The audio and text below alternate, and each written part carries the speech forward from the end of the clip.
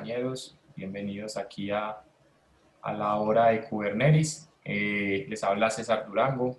Yo, como siempre, les estoy acompañando cada 8 días para que podamos actualizarnos de toda la información que tenemos en Kubernetes. Hoy, 28 de enero, pues tenemos algo muy interesante. Discúlpenme ahí la interferencia. Tenemos algo muy interesante, tenemos un tema que es candente y es el tema de OCI o OCI, el legado de Docker.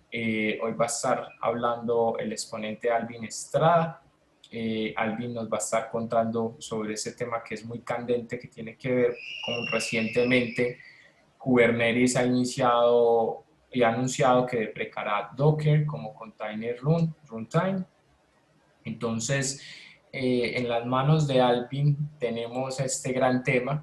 Además, a todas las personas que se conectan con la hora de Kubernetes, también les decimos que por favor nos ayuden a seguir posicionando estos temas, comentándonos algunas dudas que tengan cuando vean los videos y demás cosas, darle clic a la campanita de notificaciones, que estamos ahí muy atentos a todos ustedes y especialmente pues todos los temas de Kubernetes son fáciles de aprender aquí en la hora de Kubernetes con las personas que siempre les traemos. Así que, Alvin, bienvenido y adelante. Ahí me estaba enredando un poquito al principio con el título y con estas cositas, pero eso es un tema muy candente que tenemos y que muchas personas están pendientes de vos. Y lo último, discúlpame, cualquier comentario, tenemos el chat abierto. Ahora sí, Alvin.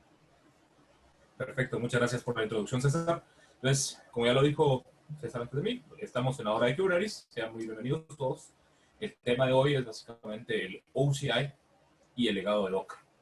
Mi nombre es Alvin Estrada, pueden encontrarme en Twitter como @adawolves y pues sin nada más empecemos. La motivación de esta charla es básicamente porque hace poco menos de un mes Kubernetes anunció que va a deprecar el soporte de Docker como runtime. Y esto pues llevó a muchas personas de la comunidad, tanto en internet como en los grupos, a generar cierto desconcierto. Mucha gente estaba preguntando, bueno, todo este esfuerzo aprendiendo Docker para nada, deberé de aprender desde cero alguna otra tecnología para crear y ejecutar mis contenedores. Y pues la finalidad de esta charla es transmitirles a ustedes toda esta transición que ya lleva más de 5 años en proceso, con varias empresas y proyectos trabajando en conjunto para que dicho proceso, que dicho paso tenga el menor impacto posible para los usuarios, developers y para los sysadmins. Aquí les estoy mostrando un pequeño landscape de cómo se compone Kubernetes, solo para que tengamos noción en qué parte de Kubernetes vamos a estar hablando el día de hoy. Y nos vamos a centrar específicamente en los nodos, más específicamente en el container runtime o la parte de Kubernetes que se encarga de ejecutar los contenedores. No solo de Kubernetes, sino que también todas las tecnologías o las tecnologías actuales que ejecutan contenedores, pues mueren aquí, tienden a depender de esta parte. Vamos a empezar dando un pequeño review sobre la historia de los contenedores, puesto que nunca está de más. Y pues podemos remontar la primera idea de contenedores a 1970.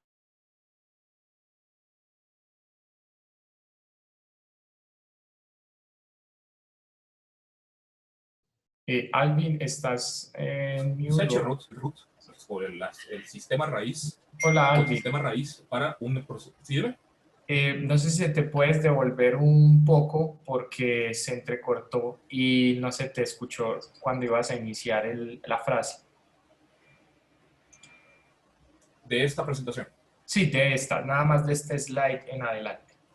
Ok, perfecto. Entonces, inicio otra vez. La historia de los contenedores se remonta, o lo podemos remontar, a 1979, con Unix, el padre de Linux, por así decirlo, implementando chroot. chroot es una utilidad que desde entonces viene en todos los sistemas Unix y Linux compatibles.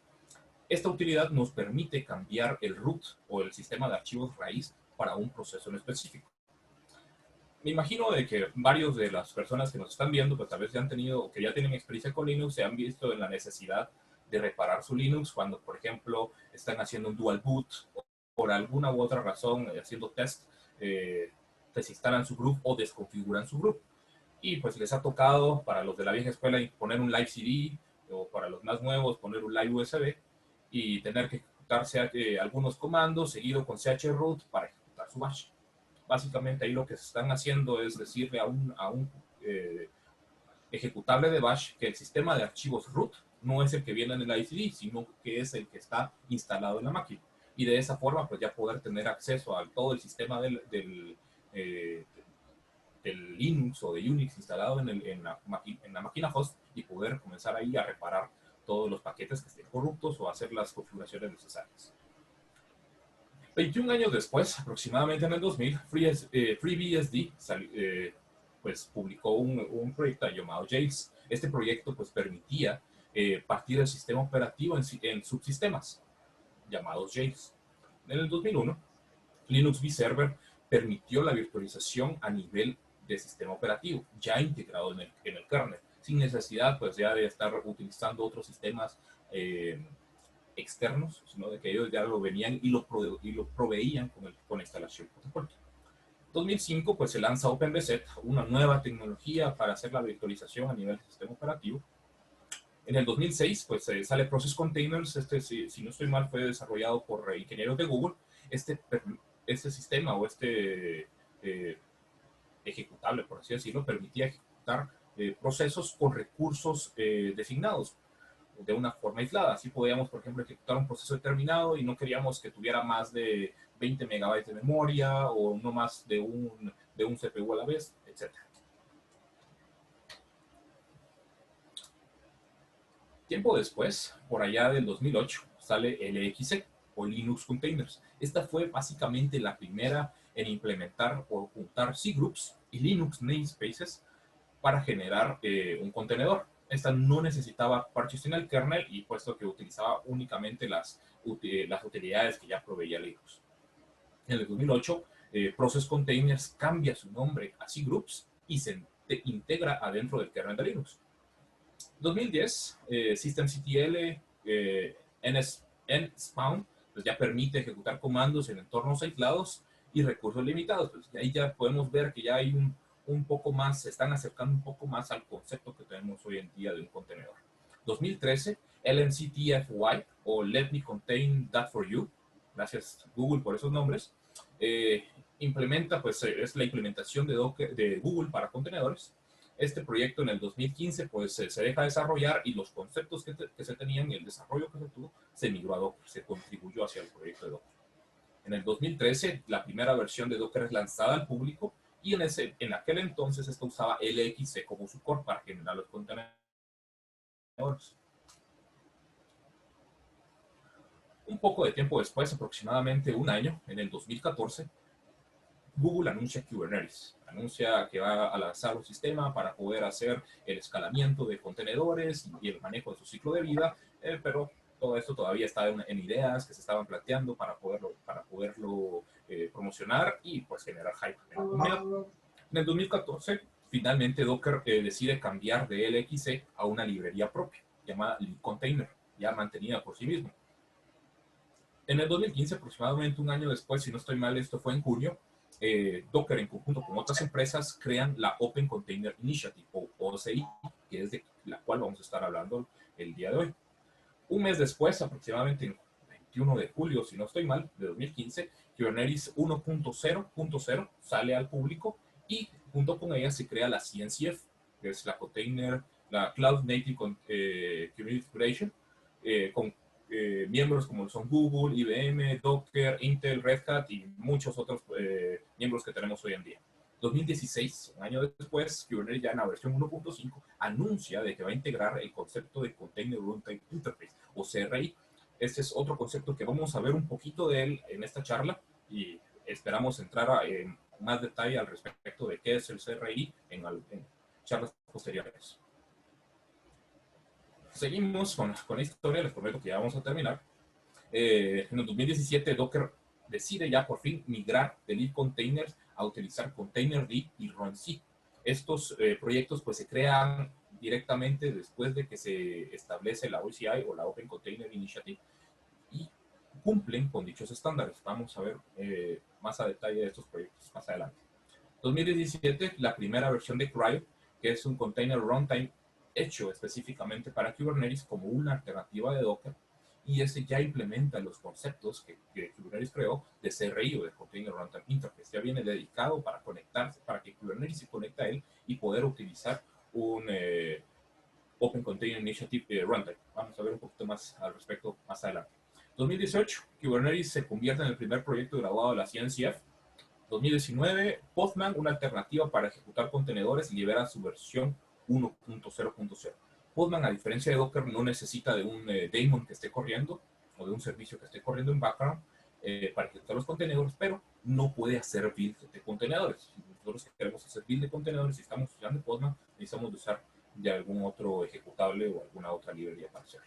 Y 2020, como ya lo venimos diciendo, Kubernetes anuncia por fin de que deprecará Docker como su container runtime para dedicarse directamente a runtimes que implementen el CRI y OCI containers. Y después de todo esto, ya se estarán preguntando, bueno, entonces, Alvin, ¿qué es un contenedor? ¿De qué está hecho un contenedor? Muchos ya pues sabemos que podemos crear un contenedor tan fácil como ejecutar Docker Run, Nginx, por ejemplo, para ejecutar un contenedor de Nginx, etcétera, y pues de que nace en un sistema aislado, con recursos específicos, etcétera, etcétera. Pero, ¿qué hay detrás de todo eso? Y vamos a intentar definir un poco. Una de las partes principales de los contenedores son los namespaces o espacios de nombre. Hay básicamente 6 namespaces básicos que intervienen en la creación de los contenedores. Estos son el namespace de PID o de Process ID. Esto le permite al crear una nueva lista de procesos para un proceso en específico. Por ejemplo, si nosotros estamos adentro de un contenedor, se crea un namespace de Process ID, y si nosotros queremos ver o listar todos los procesos que hay ahí, únicamente nos va a listar los procesos hijos de dicho contenedor. No nos va a listar los procesos que estén en el host o en el padre de donde se está ejecutando dicho contenedor. Vamos a entender un poquito más de esto más adelante. Network namespaces, pues se crea una nueva interfaz de red y se le atacha al contenedor para que este contenedor la pueda utilizar y no depender de la interfaz de red directamente del host. El namespace de Mons, que básicamente se encarga de crear un nuevo espacio de nombres para todo el sistema de archivos. De esta manera nos permite aislar los archivos o el sistema root de un contenedor con los de otros contenedores y del padre. Así, si nosotros, por ejemplo, eliminamos toda la carpeta raíz desde un contenedor, no nos debería de afectar nuestro padre. UTS o Unix Time Share, si no estoy mal, esto permite la creación de diferentes hostnames o dominios para un proceso en específico. ¿A qué me refiero con eso? Si, por ejemplo, mi máquina se llama hora de Kubernetes y creo un contenedor, este no necesariamente se deberá de llamar hora de Kubernetes. Yo le puedo especificar un nombre a él mismo y ese únicamente le va a pertenecer a él y no va a afectar el namespace o el hostname que yo tengo configurado en mi máquina host. El IPC, que es básicamente Inter-Process Communication, que es lo que le permite a un proceso conectarse con otros procesos, falta la redundancia. Pues también se puede crear un namespace de eso y esto nos limita para que mi proceso no pueda hacerle llamadas o no pueda conectarse a otros procesos que estén afuera de dicho contenedor. El User Namespace pues crea una nueva tabla de usuarios para el proceso en específico. En este caso, ese proceso va a tener su propio usuario y no va a tener acceso a los usuarios de otros contenedores y tampoco a los usuarios que hay en mi host. Todo esto nos sirve básicamente para comenzar a generar un sistema aislado y hacerle creer a un proceso que él existe adentro de un sistema nuevo, adentro de un sistema que no tiene nada que ver con lo demás que haya en su entorno. Vamos a pasar. Otro de los componentes clave de lo que es un contenedor son los Linux cgroups. Esa es una característica del kernel de Linux que permite configurar límites para el uso de memoria, CPU, network, disco y algunas otras, o mejor dicho, varias otras funcionalidades. Dentro de las principales características que tenemos de cgroups, este nos permite limitar los recursos que puede utilizar, priorizar los recursos, por ejemplo, determinar que un proceso en específico pues va a tener mayor peso o mayor precedencia sobre otro a la hora de utilizar recursos, como por ejemplo puedo determinar que mi sistema de Java pues va a tener más una mayor prioridad a la hora de accesar a la memoria que, por ejemplo, mi otro proceso que está corriendo a la par, que podría ser un top o un build. De esta forma yo me puedo asegurar que Java nunca va a perder memoria o nunca va a bajar su nivel de memoria hasta un nivel crítico. Contabilizar también es otro de los procesos que ejecuta cgroups para llevar un control de cuántos recursos están utilizando en el proceso específico, y controlar también. Esto nos permite detener un proceso, reiniciarlo, incluso generar un checkpoint, que es básicamente un pequeño snapshot de un punto en específico de dicho proceso, para que después, por ejemplo, poderlo reiniciar desde dicho punto. Aquí ya vemos un poquito de los conceptos más específicos de los contenedores. En estos tenemos a SecComp, que significa Secure Computing Mode. Esto es básicamente un conjunto de reglas que le determinan a un proceso qué llamadas al sistema puede realizar.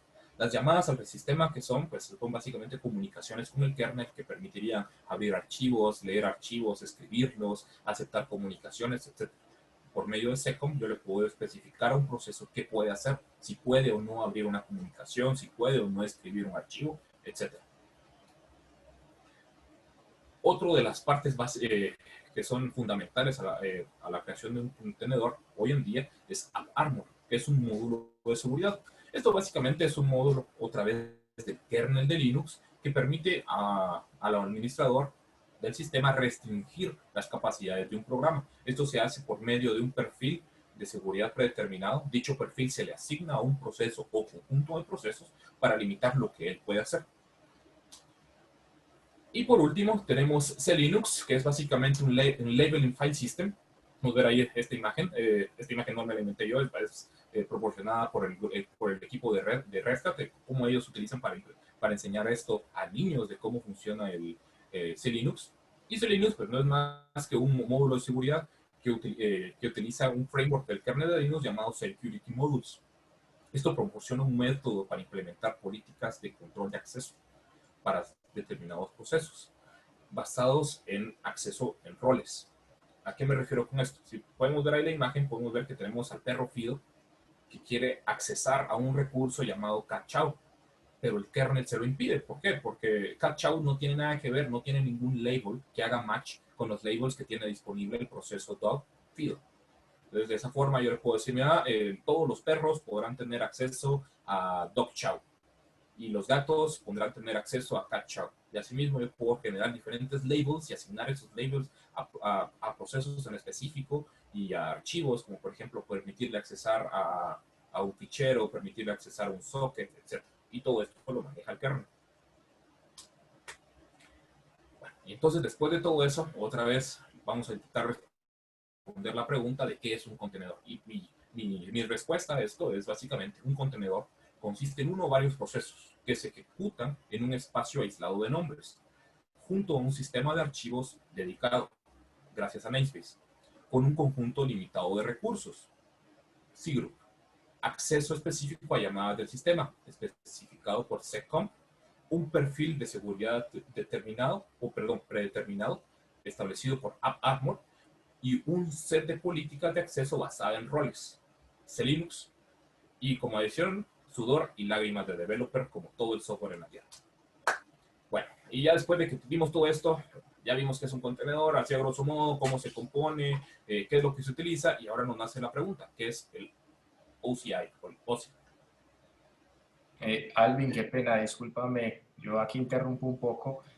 Tenemos varias Pregúntame. personas en la sala y quisiera saber si todo es claro hasta el momento, y también en YouTube o cualquier cosita, por favor nos pueden dejar acá su comentario con el hecho de que no se vaya a quedar nada por ahí en el aire. Si quieres Sí, adelante, y si recibimos aquí alguna pregunta, yo de una vez te interrumpo. me parece perfecto. Bueno, entonces, ¿qué es el OSI? Vamos a empezar sabiendo que no es OSI. OSI no tiene que ver con el modelo OSI que todos o que la mayoría conocemos, y tampoco tiene que ver con esa cosa llamada Oracle Cloud Infrastructure. OSI es Open Container Initiative, que es básicamente una organización con propósitos de crear estándares en torno a formatos de contenedores runtime. Entonces, básicamente un conjunto de empresas y personas particulares, puesto que esta organización es abierta, que se encarga de trabajar para generar estándares, para establecer cómo se debe de crear un contenedor y después cómo ejecutar dicho contenedor. De esta forma, pues puede venir cualquier otra empresa y crear su propia implementación de un runtime siguiendo el conjunto de pasos que ellos declaran. Así, pues no, nos remontaríamos al problema que había aproximadamente por allá por el 2015, que había varios runtimes y estaban haciendo varios runtimes, pero con grandes diferencias entre ellos, cómo se ejecutaba un contenedor, cómo se generaba, pues porque ellos resolvían el problema con su propia implementación, básicamente. Eh, Dos partes fundamentales de OSI es básicamente el image spec, que especifica cómo se crea una imagen. ¿Sí? Esto es básicamente un archivo estático que es el que tiene todo lo necesario para ejecutar un contenedor. Vamos a pasar de una vez, porque les voy a dar un pequeño tour por el repositorio donde se encuentra dicho spec, así a grosso modo. El repositorio es totalmente un repositorio de GitHub con varios documentos adentro de él. Y comenzaría tal vez en este, que es la tabla de contenidos, donde nos especifica, pues primero, las convenciones que se utilizan en dicha especificación. Se dan cuenta aquí se utilizan los keywords especificados por este RFC 2119. La verdad, yo antes de venir aquí y leer esto, pues no conocía este RFC, y pues básicamente es un estándar nada más hecho para, con diferentes palabras que se pueden utilizar a la hora de crear un requerimiento. Esto pues es abierto, no simplemente lo utiliza OSI. Pues yo tengo problemas con mi conexión en este momento. Bueno, aquí en ese estándar pues es básicamente un archivo que dice, bueno, el must not, required, should not. ¿A qué se refiere con eso? Si se debe o no se debe implementar, ¿qué significa con must? Esto pues dice que si es must, es mandatorio que se implemente dicho requerimiento o dicha funcionalidad. Must not es mandatorio que no se implemente de esa forma, requerido, etc. Pues ahí podemos empezar. Yo creo que es bueno empezar leyendo estas convenciones para entender el spec en sí. Aquí nos da un pequeño overview de cómo se genera este spec y pues nos dice que vamos a empezar con esta imagen que tenemos aquí, donde tenemos un pequeño snippet en Java. Este snippet en Java se traduce a un layer. Este layer, pues, ¿qué contiene? El ejecutable de Java, nuestro jar de nuestra aplicación y librerías. Después se crea un image index, que es un archivo con un index de de los layers que hay en dicha imagen y varias metadata que hay dentro de él, y un config, que es también otro archivo en formato JSON que tiene diferentes configuraciones, como por ejemplo, cuál es el comando que se va a ejecutar, cuáles son los usuarios que existen adentro del contenedor, etc. Asimismo, pues hay varias otras formas de cómo hacerlo. Especifican aquí que pues, se puede hacer, cómo hacer descarga de esto, especificado utilizando el CRIOS y Image Downloader. Aquí nos especifica un poco más de toda la especificación. Hay especificación para cada uno de los archivos que van dentro del contenedor. Algunos de estos archivos son opcionales, pueden o no pueden ir, pero lo que sí fijo tenemos siempre es un manifiesto, un index y image layouts. Vamos a ver por aquí, por ejemplo, el manifiesto. Este nos dice todos los campos que contiene el dicho archivo, como la versión del esquema, el media type, la configuración, el media type que hay dentro de esa configuración, el listado de layers, el tipo de dicho layers, podemos ver de repente cómo pueden ser tar gzip, etc. Y algunas anotaciones. Y aquí incluso nos da un ejemplo de cómo se escribe o cómo está escrito dicho manifest. Más adelante vamos a intentar inspectar un contenedor y ver dónde se encuentra esta parte. Aquí a la par, pues también tengo el index, que es otro archivo que va dentro del contenedor, que contiene dicho archivo. También tengo un esquema version, media type, el manifiesto, o los manifiestos ligados a dicho contenedor. Se dan cuenta, pues aquí en mayúscula dice must, que son básicamente los requerimientos para dicha especificación, cómo se debe construir y qué debe y qué no debe llevar. Es bastante puntual, la verdad. la plataforma para la cual fue hecha dicho contenedor, el sistema operativo, la versión, etcétera, y varias otras configuraciones. En la presentación y y en la demo les voy a dejar los links para que puedan accesarlos si tienen algún interés en leer o si incluso quieren crear su propia implementación de OCI. Y también tenemos aquí cómo está construido un layer. Nos explica que esto podría ser un tar, podría ser un zip, un target y qué es la que contiene adentro de sí mismo, blobs, son básicamente archivos binarios, y más información de dónde se contiene y cómo se establece, cómo se crea dicho empaquetado. Puesto que al final un contenedor, si nosotros descargamos un contenedor, adentro no tiene más que algunos archivos comprimidos y metadata, y más información relacionada. No voy a entrar a detalle, puesto que es demasiado texto y demasiados conceptos que no nos dan tiempo, la verdad, para entrar puntualmente a todo ello. Aparte del image spec, tenemos otra especificación que es el runtime spec o runtime specification, que esta especifica cómo tomar esa imagen y ejecutarla. Asimismo, aquí tengo el link hacia el runtime specification. Vamos a hacer también una pequeña vista sobre esto, nomás por encimita para entender un poco de dónde estamos. Y yo creo que aquí las partes que más nos interesan podría ser en esta tabla de contenidos el bundle, el file system bundle y el runtime and life cycle, o el ciclo de vida del contenedor. El bundle, pues básicamente nos dice esto es lo necesario para que un runtime compatible con OCI ejecute un contenedor. Nos dice que lo primero que se necesita es un config.json, un archivo config.json en un formato específico. Si damos clic aquí, pues podemos ver cómo está creado dicho formato, todos los campos que necesita, si son requeridos o no son requeridos y qué debe de llevar a eso. E incluso nos da ahí algunos ejemplos de qué tiene. Adrián, qué pena te interrumpo. Perdón, que es Adrián, Alvin. Por acá nos preguntan que si esto es equivalente al Dockerfile. Nos están preguntando por acá por el chat de Zoom. No. Bueno, depende. El Dockerfile al final lo que hace Docker es básicamente leer el Dockerfile línea por línea y comenzar a generar lo necesario para cumplir esta especificación.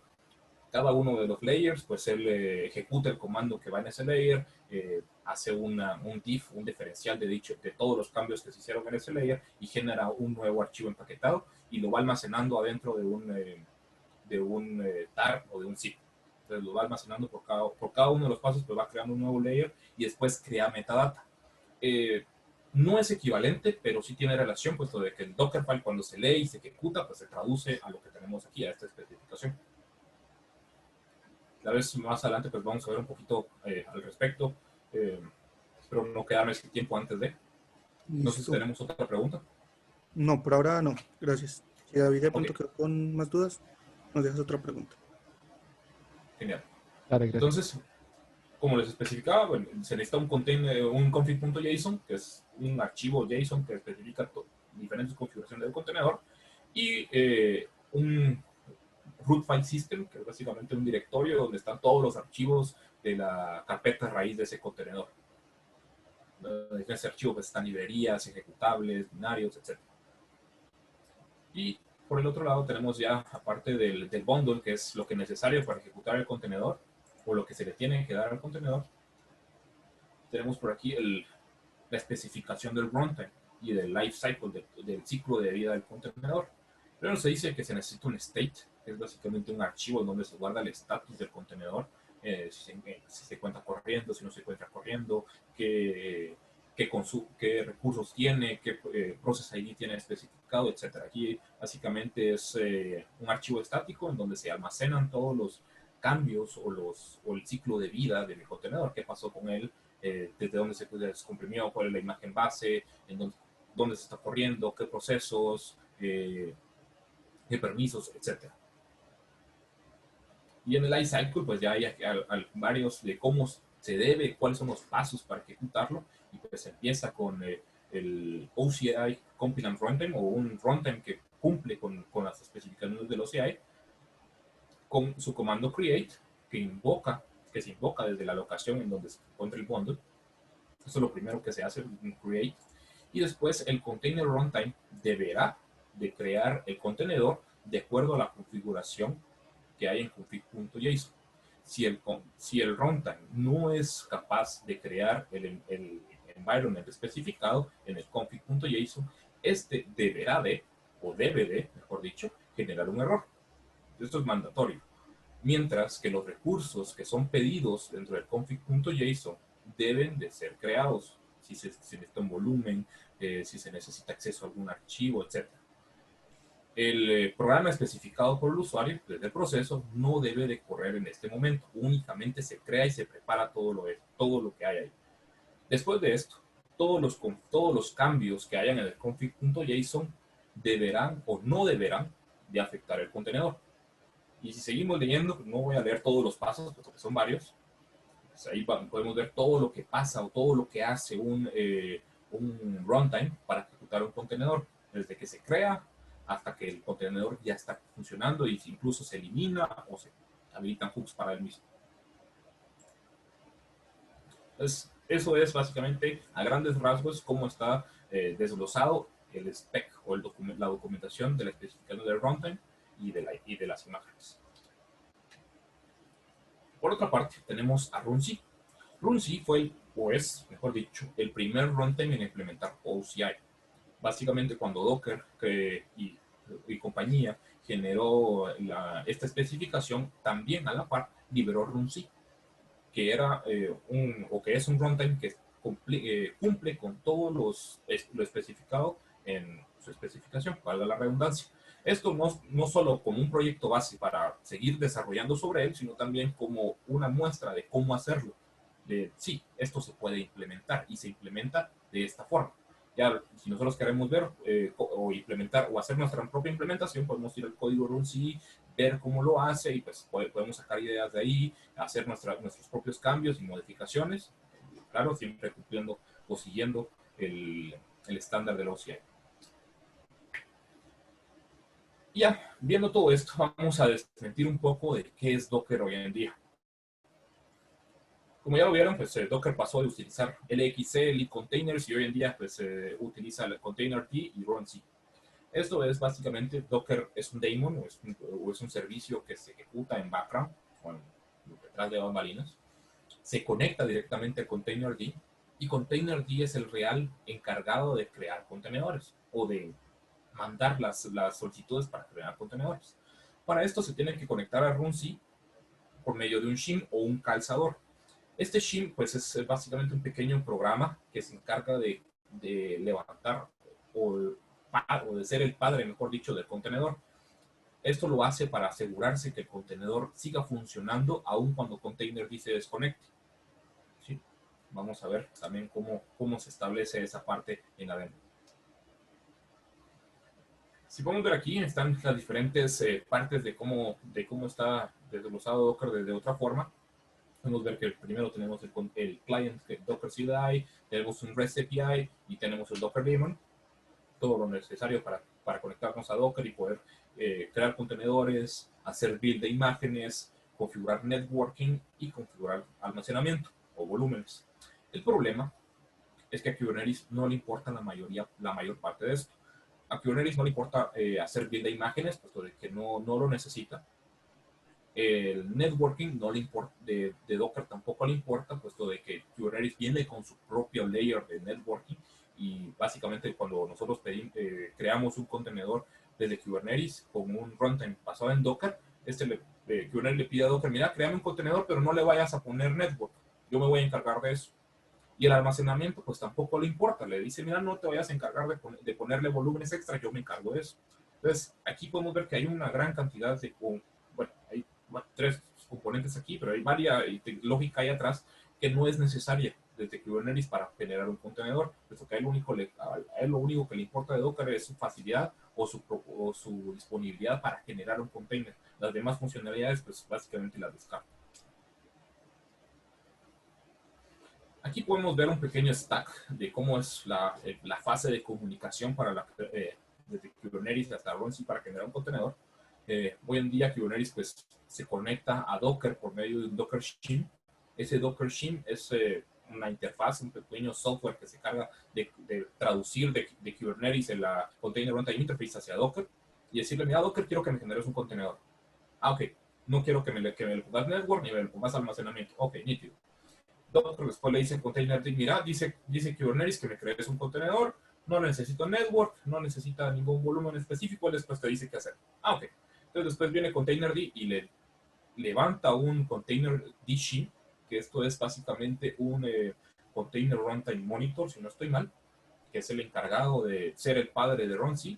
Y este le dice, mira Ronzi, vamos a crear un contenedor. Yo voy a ser tu padre y mientras yo viva, el contenedor va a vivir. Ah, ok. Ronzi lo crea y se lo relega a Docker Shim y que él se encargue de hacerlo todo. Ronzi solo crea el contenedor, después de crearlo, pues se muere y el contenedor sigue viviendo mientras el Docker Shim, el container Shim, siga funcionando. Esto es un stack normal utilizando Docker. Ya después, cuando nos liberamos de Docker y lo conectamos Kubernetes directamente al container, porque lo que se puede hacer, podemos saltarnos esa parte. Entonces, Kubernetes se va a conectar a un CRI plugin que ya viene integrado adentro de Containerd, ya es mantenido por ellos mismos para poder entender los comandos mandados por la Container Runtime Interface. Y le dice, mira, Containerd, necesito que me crees un contenedor. Ok, perfecto.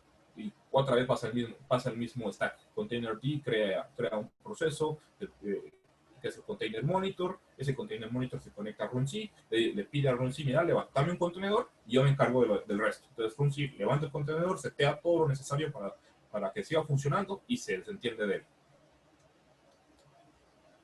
Y con Cryo, que es el runtime o el primer runtime que implementa CRI, fue designado o diseñado directamente para trabajar con Kubernetes.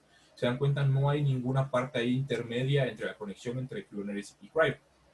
Entonces, Kubernetes dice Cryo, otra vez, Cryo genera un contenedor, Cryo se puede o tiene la disponibilidad para conectarse a Runc o cualquier otro runtime que implemente OCI. Esto lo hace por medio de su propio shim, que en este caso se llama Common, que otra vez es un container monitor. Y este hace lo mismo que hacía el container de shim. Le pide a Runc, mira, necesito que me des un contenedor, después de ejecutármelo, no te preocupes, yo me encargo de lo demás. Perfecto. Si se dan cuenta, pues cada uno de los stacks pues, se iban liberando, se van quitando bastantes componentes. Desde Docker, pues quitamos el shim y quitamos Docker, ya simplemente eso es una gran parte. Lo que hoy en día, o lo que se está deprecando hoy en día, es el soporte de Kubernetes para este Docker shim, para este pequeño conector, que traduce los comandos de Container Runtime Interface para Docker. Más sin embargo, Docker tiene todavía el soporte para su propio Docker shim.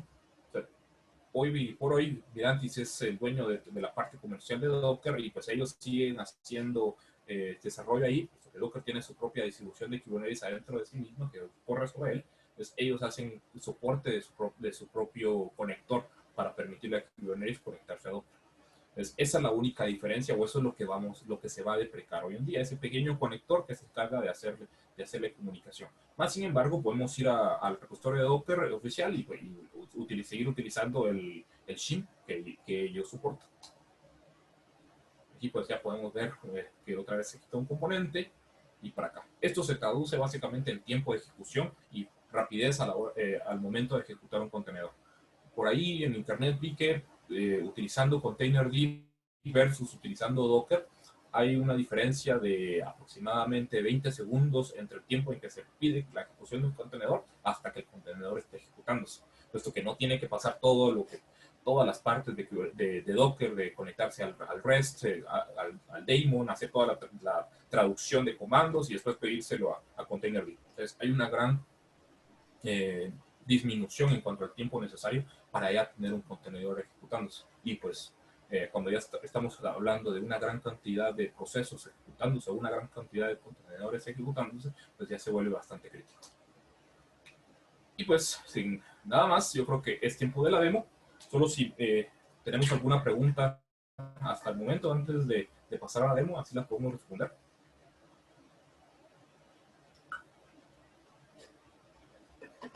Alvin, no, pues hasta el momento no hay preguntas, no sé si Santi sabe, pero Sí, ya saben todos los que están aquí que cualquier duda. Perfecto. Entonces, la demo está en este repositorio, en este repositorio de GitHub, github.com, otherworlds/OCI. Y pues, vamos a cerrar un poquito de esto para que no me haga ruido. Aquí pues procuré poner algunas referencias hacia la página oficial de OCI, los specs, algunos videos de YouTube que me sirvieron para generar esta demo y para el contenido de hoy. El video, que es la transmisión live en YouTube, y la presentación. Así que con este repositorio pues tienen acceso a toda la información que estamos viendo el día de hoy. Yo ya lo tengo por aquí abierto. Y pues vamos a ver. Aquí tengo un archivo generado llamado... Okay. Cerramos por aquí. No quiero esto. Tengo un archivo generado llamado OCI con todos los pasos para esta demo. Empiezo generando una máquina virtual con Vagrant. Aquí les pongo los comandos que pueden ejecutar para hacer su máquina virtual con Vagrant. Los comandos necesarios para ejecutar las dependencias para la demo. Vamos a necesitar containerd, ctr, que es una interfaz de línea de comandos para containerd, Scopio, que nos permite interactuar con contenedores, Umochi, sí, yo creo que así se pronuncia Umochi, que es un comando que nos permite descomprimir contenedores y ponerlos en un formato entendible por un OCI, JQ, que nos permite pues entender comandos, perdón, entender JSON desde la terminal, y Python 2, puesto que hay una librería que vamos a utilizar ahí para inspectar los contenedores que está hecha en Python 2. Yo, pues si ustedes quieren descargar una imagen con Scopio, pues pueden utilizar esto.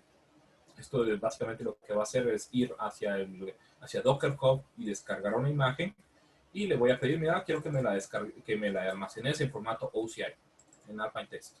Esto lo podemos ejecutar, o podríamos ir a la carpeta igual del proyecto, y yo ya lo hice por ustedes, para así no tener que estarlo descargando aquí, pues que pesan algunos megabytes y no va a ser que afecte con la charla del día de hoy.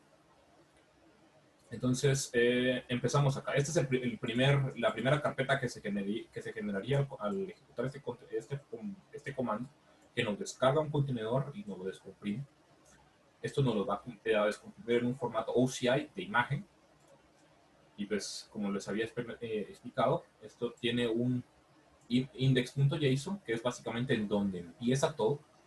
Y este nos dice, ok, este es un esquema version 2, y estos son los manifiestos que hay adentro de este contenedor. Nos dice el media type de este archivo, que me dice, es un manifiesto para una imagen en formato JSON, perfecto. El digest, que es básicamente un SHA-256 con un hash ahí, el tamaño de dicho archivo y las anotaciones. Si nosotros, por ejemplo, vamos y buscamos este 6D1A adentro de los blobs, lo vamos a encontrar aquí adentro. Y esto, si se dan cuenta, pues es un gran comando. Vamos a cambiar esto. Vamos a ver.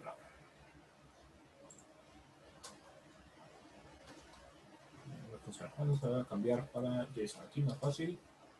JSON. Y necesito que me lo formatees. Listo. Entonces, tenemos un esquema, otra vez un esquema version de este JSON, y este me dice, mira, hay un config o hay un archivo de configuración que está almacenado aquí, en este archivo. Y también tenemos un único layer que tenemos en este digest de aquí. Ok, perfecto. Esto hace referencia a los otros dos archivos que tenemos aquí a la par. Si vamos a ver el config, el 685C, 685C es este de acá. Le vamos a pedir otra vez que me le ponga el formato JSON, y por favor formateármelo para que se vea bonito. Entonces aquí me dicen, mira, esto fue creado el 15 de enero, esta fue la fecha en la que se hizo build de esta imagen.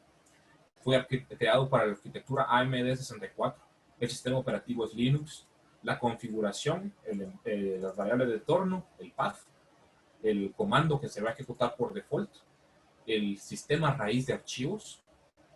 Si se dan cuenta, este pues no existe aquí, pero después ya cuando descomprimimos y lo vamos a dar cuenta dónde existe.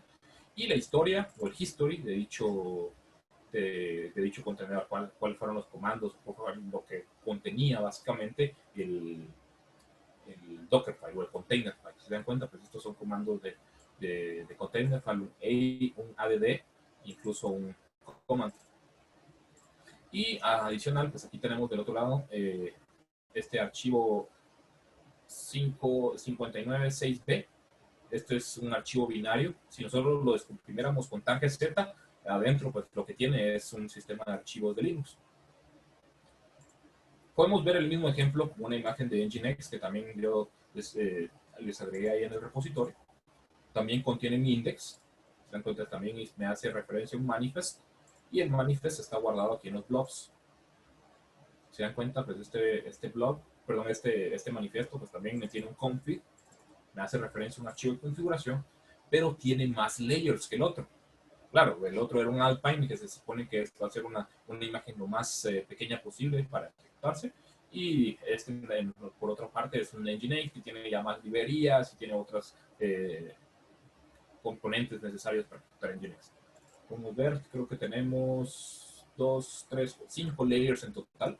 Que serían estos serían básicamente los mismos que se descargarían cuando nosotros hacemos el Docker pool y el nombre de la imagen Nginx.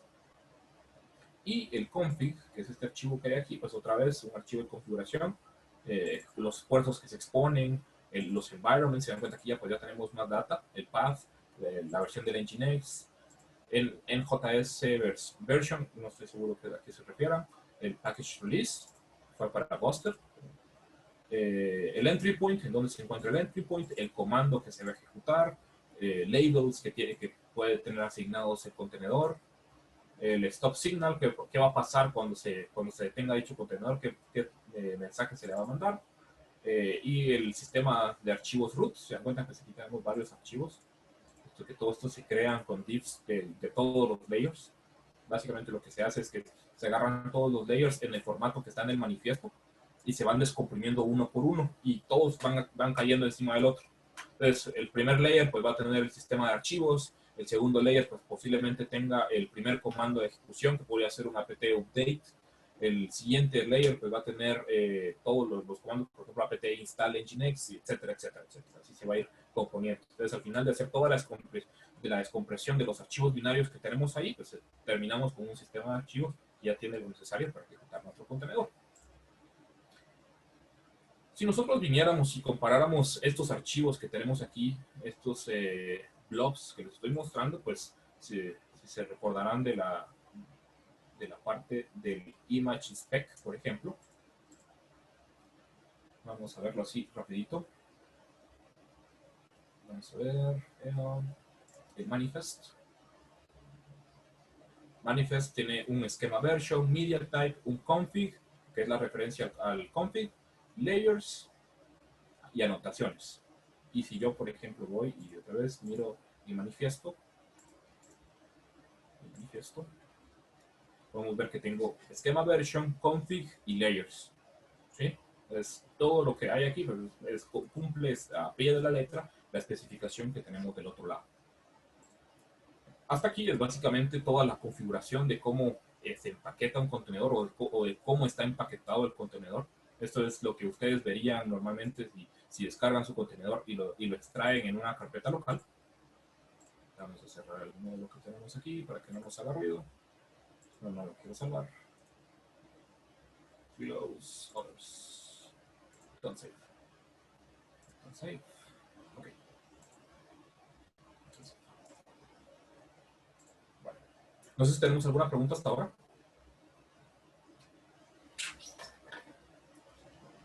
Sí, por acá tenemos unas preguntitas. La primera es que si un container es universal, es decir, se puede crear un contenedor con Docker y se puede utilizar con Docker y con otro software como Podman. Así, sí. Eso es básicamente lo que se buscó con el OCI, es crear un estándar para que cualquiera que creara un runtime pudiera poder implementar dicho estándar y ejecutar los contenedores. Entonces, por eso es que si nosotros hacemos build de un contenedor utilizando Docker y hacemos build del mismo contenedor utilizando Builda, por ejemplo, que es una utilidad que únicamente hace build de contenedores, los subimos a un registry, los podríamos ejecutar desde cualquier implementación que entienda OCI. Pues hoy por hoy, si yo creo mi container en Docker, ese lo puedo correr con Cryo, lo puedo correr con runc, lo puedo ejecutar con Containerd, lo puedo ejecutar con Podman, etc. Puesto que todos ellos entienden lo que es un OCI container. Listo. Otra pregunta también de César Martínez es, ¿qué impacto hay con los pods que se están corriendo actualmente con la versión soportada por Docker? Eso ya lo vimos un poco en el foro al terminar el año, pero sería bueno. Los pods que hay corriendo actualmente con Docker. Una vez no actualices a una versión de Kubernetes que va a aplicar Docker, por así decirlo, no vas a tener ningún impacto. Si seguís en la versión 1.19, incluso yo creo que todavía la 1.20 todavía tiene soporte, puesto que todavía no se ha hecho esta deprecación como tal. Pues no lo vas, la verdad es que no lo vas a sentir. Esto tal vez va a pasar en futuras versiones. Te vas a topar de que vas a llegar a actualizar. Me imagino que esto tal vez ya va a estar como o a ser un estándar mandatorio a partir de la versión 1.22, 1.23 por ahí, en donde vas a tener, antes de actualizar a Kubernetes a esa versión, vas a tener que deshacerte de Docker e implementar algún otro container runtime. Eso básicamente deberá de ser lo mayor transparente posible, puesto de que al final el que se va a encargar de ejecutar esos contenedores y hacer toda esa lógica de cómo se van a levantar de ese Kubernetes, lo único que tal vez vas a tener que hacer tú es hacer la configuración para dejarle saber a Kubernetes, mira, ya no estás usando Docker, ahora vas a usar Cryo o vas a usar Containerd. Pero el impacto en cuanto de los usuarios y usabilidad va a ser básicamente mínimo, más que instalar y a lo mucho con hacer algunas configuraciones extra. Listo, Albi, gracias. Esperemos haber respondido ahí la duda de César. Perfecto. Entonces, hasta ahorita pues ya tenemos una idea ya inspectamos el contenedor y qué es lo que viene el contenedor por default. Pero lo que vimos ahorita no es lo que se ejecuta desde un runtime, puesto de que hay otra parte o hay otro paso que se debe complementar. Esto que hay aquí, o toda esa especificación, se debe de traducir hacia un OCI bundle. Aquí a esto le faltó una M, bundle. ¿Qué es ese bundle? Es básicamente todos esos layers y esos archivos comprimidos y esa metadata traducida a un sistema de archivos ya descomprimido y a un único config.json. Eso lo podemos hacer una vez de que ya tengamos descargado nuestra carpeta con el contenedor, utilizar un Mochi. Y le decimos, mira Mochi, quiero que me desempaquetes un pack. Esta imagen, tenemos que saber que esta imagen ya tiene que estar descargada en el sistema. En mi caso, pues lo hago, se haría desde estos sistemas de archivos. Y quiero que después de que me la desempaquetes, que me la entregues en esta carpeta, Alpine-Bundle. Ok, perfecto. Entonces, Mochi se va a encargar de eso y me va a entregar esto que tenemos de este lado, que es básicamente un config.json, que este es el necesario por el runtime. Está basado en la metadata que hay en el manifest y en el config del manifest, pero no es igual. Sí, vamos a intentar hacer la comparación entre este config.json y el config.json de este lado.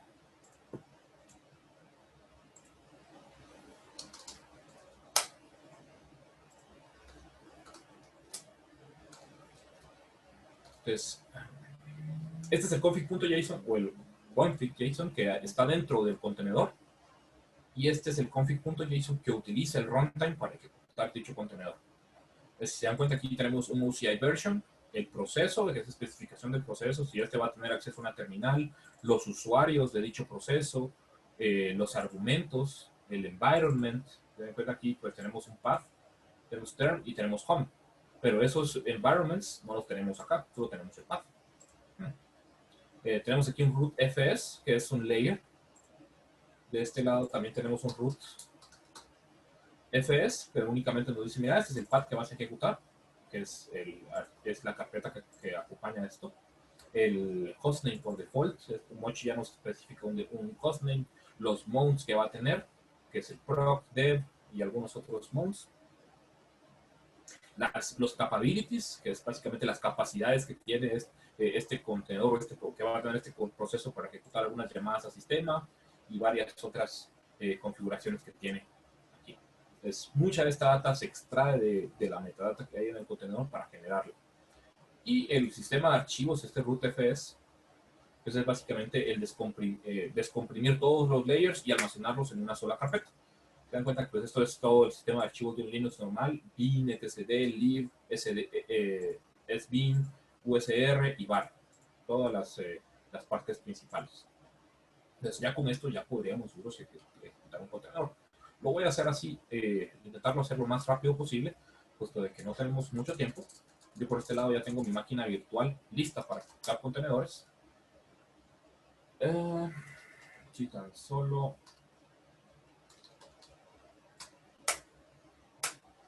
Ahí está.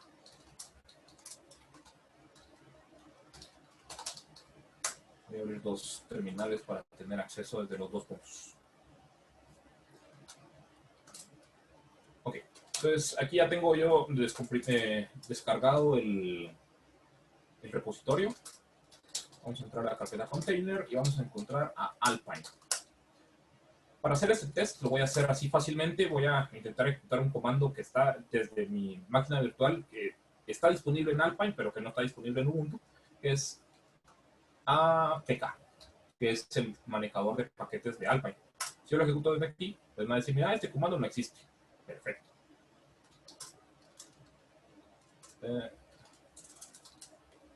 Perdón.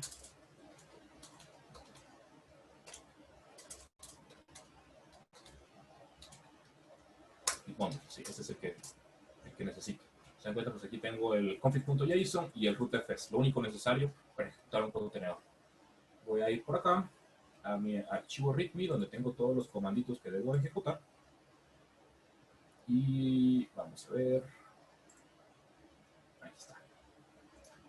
Y aquí en la parte de cómo ejecutar un contenedor con Alpine. Me dice, vamos a entrar a la carpeta Alpine-bundle y lo único que debo ejecutar es runc run.sh.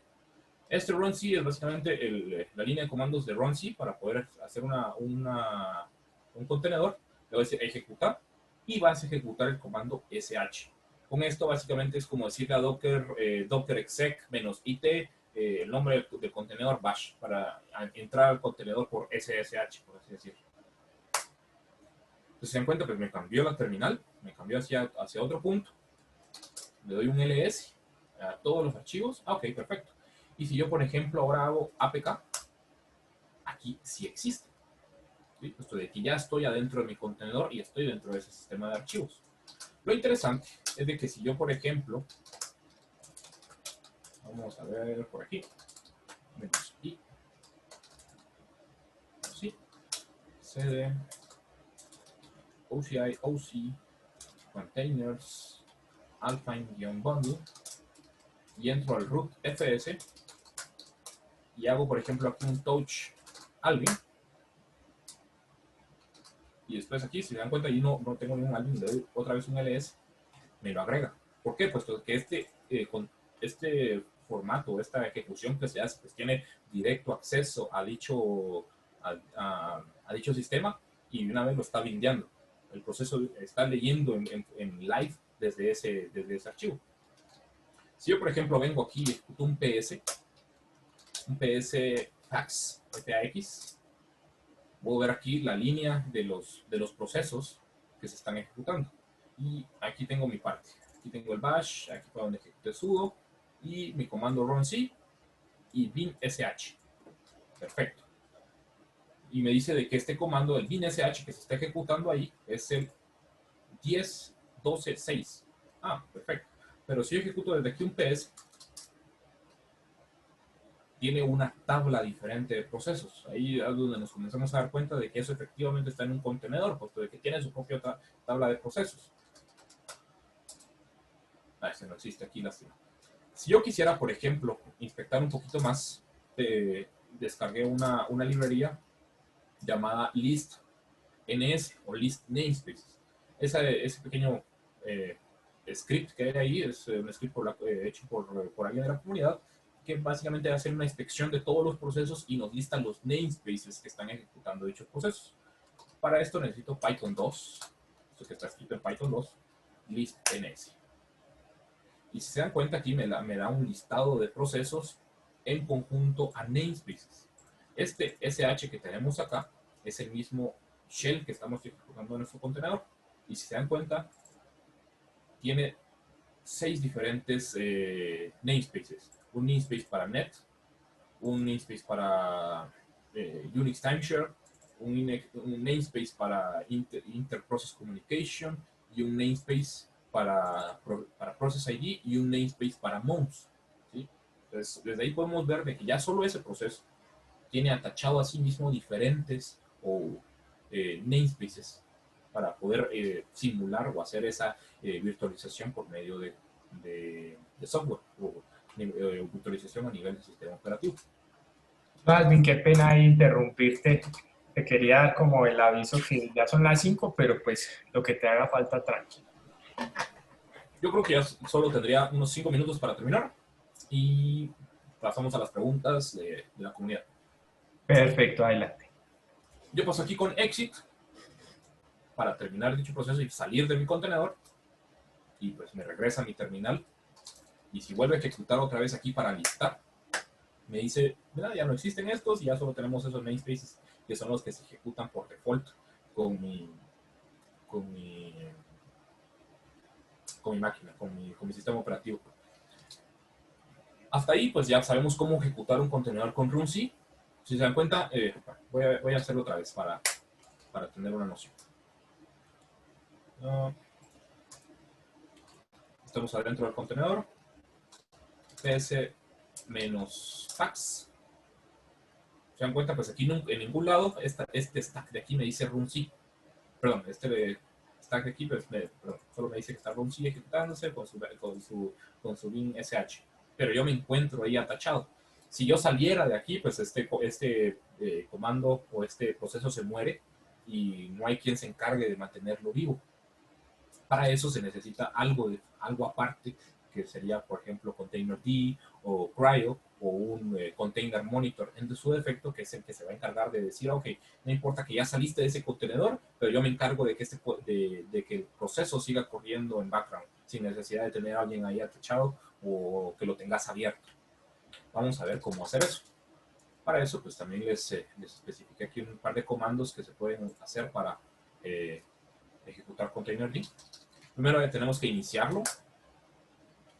systemctl start containerd. Voy a hacer pull de una imagen. En este caso voy a hacer pull de una imagen de Nginx. Y aquí ya me hizo toda la descarga de la imagen de Nginx, los layers, tal y como lo veríamos nosotros desde que hacemos el empaquetado, cuál es la imagen, etc. Perfecto. Y vamos a hacer la ejecución. Solo de que yo le voy a hacer un pequeño cambio aquí para mostrarles. En este caso, pues yo le voy a decir, ctr es un CLI que me permite ejecutar contenedores comunicándome directamente a containerd, que es básicamente el CLI de containerd. Run, para ejecutar un contenedor, --rm para decirle, mira, cuando este contenedor termine, eliminarlo. La verdad es que no me ha funcionado muy bien hasta ahora, pero vamos a dejar ahí. -d para decirle desatachate, o sea, correrlo en background. El nombre de la imagen que corresponde a dicho contenedor y el nombre del contenedor. Ok, perfecto. Ejecutarlo. Genial. ctr container list para listar los contenedores es ctr container list y ya sabemos que tenemos un contenedor corriendo. Perfecto. El contenedor de Nginx, si no estoy mal, ejecuta en el puerto 80. Entonces, si fuera un proceso que tuviera acceso a mi máquina o a mi host, pues cuando yo hago un curl localhost, me debería responder, pero en este caso no hay nada escuchando ahí. Este proceso está en su propio network. Y si yo, por ejemplo, hago aquí un IPA para ver todas las interfaces, lástima, aquí no me lo está mostrando. No estamos, cierto, este no, en este caso, pues como no lo definí, no se le atacha, perdón, no se le atacha una nueva interfaz de red, ese contenedor únicamente va a tener localhost. Y si yo, por ejemplo, desde aquí vamos a hacer un clean y ejecuto un ps-fax para ver dicho proceso, lo debería de encontrar aquí. Entonces, aquí nos damos cuenta de que tenemos como maestro, como el principal proceso que está ejecutándose, tenemos un container shim runc versión 2. Este es el que habíamos estado hablando al principio, que es el encargado de decirle a runc, mira, créate el contenedor y yo me encargo de lo demás. Por esto yo puedo ejecutar el contenedor en background y no hay ningún problema. Este es el proceso que se va a encargar de mantenerlo arriba. Y este pues especifica, mira, este es el namespace, el espacio de nombres en donde vas a ejecutar, este es el default, el ID de dicho contenedor es Nginx, el address del socket en donde está ejecutándose dicho contenedor, pero que dicho contenedor tiene que escribir a una terminal y tiene que conectarse también a un recurso de containerd que está ejecutando, es este. Está en /run, containerd, .socket, etc. Y el proceso hijo es Nginx y Nginx worker. ¿Sí? Si yo, por ejemplo, ejecuto otra vez mi comando aquí para ver los namespaces, me voy a dar cuenta de que mis procesos otra vez tienen sus propios namespaces. Un namespace de network, un namespace de Unix Timeshare, de Interprocess Communication, Process ID y mounts. Y el mismo namespace que aplica para los workers, aplica para los padres. ¿Se dan cuenta? Este namespace y este namespace es el mismo, puesto que son dos procesos que están ejecutándose adentro del mismo contenedor.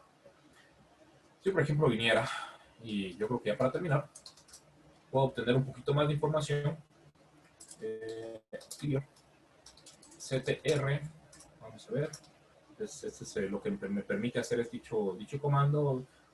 Puedo hacer plugins, versiones, containers, eventos, imágenes, etc. Entonces yo le voy a decir, mira, ctr, set, abreviatura de comandos,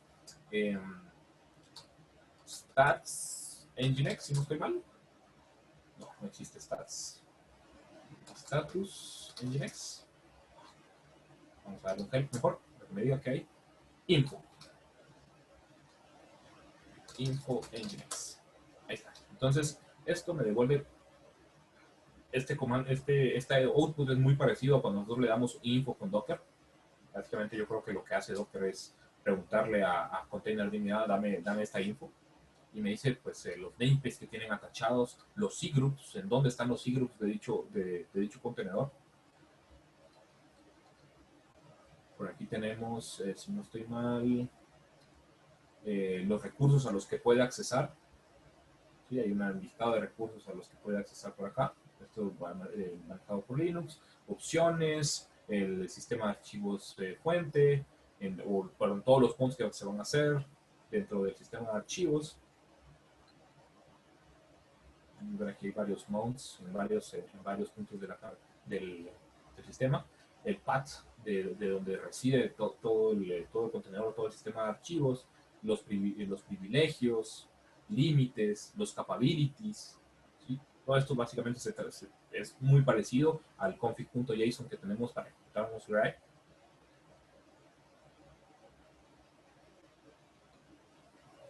El runtime, cuál es el runtime que se está ejecutando, cuál es la imagen que se está ejecutando y algunos labels para esto.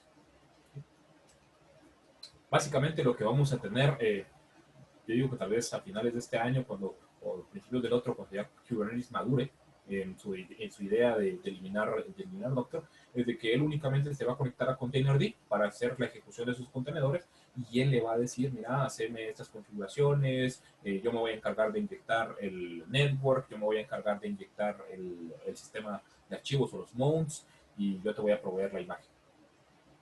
Entonces, yo creo que eso es todo por el día de hoy. Si tienen alguna pregunta, pues aquí estoy. Y si de lo contrario, creo que podemos pasar a terminar. Sí, por acá tenemos dos preguntas. Eh, de César Martínez. La primera es que si las imágenes que estás usando son del repositorio de Docker Hub. Ujú. Sí, Y la las segunda imágenes que es que utilizan del curso de cuál Docker. sería el runtime recomendado a utilizar. Ok.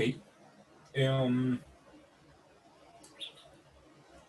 la primera, pues sí, estoy utilizando imágenes de Docker. Si se dan cuenta, pues aquí la imagen de este contenedor me dice que sí, está en docker.io, library, nginx, latest. Perfecto. El runtime recomendado, yo creo que va a depender mucho a partir de...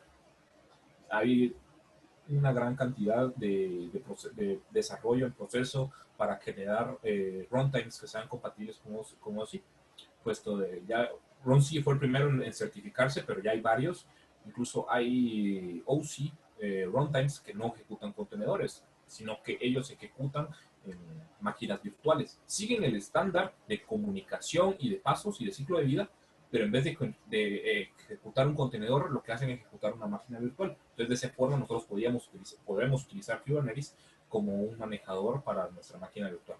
Yo creo que pues va a depender de tu caso de uso. Hoy por hoy yo creo que tanto Containerd como Cryo, que serían los dos runtimes principales, si queremos ejecutar contenedores, son bastante válidos los dos. Eh, Creo que queda un poco a discreción a decidirlo. Lo único que tal vez queda específico es de que Containerd es un poco de uso más general y Cryo fue desarrollado específico pensando en Kubernetes. Entonces, esa tal vez sería la diferencia principal. De que Containerd es un poquito más abierto, tal vez tiene un poquito más de componentes que Cryo. Pero entre decidir si este o aquel, ya creo que en este momento es bastante transparente, al menos desde mi perspectiva. Listo, gracias. Por acá no veo más preguntas.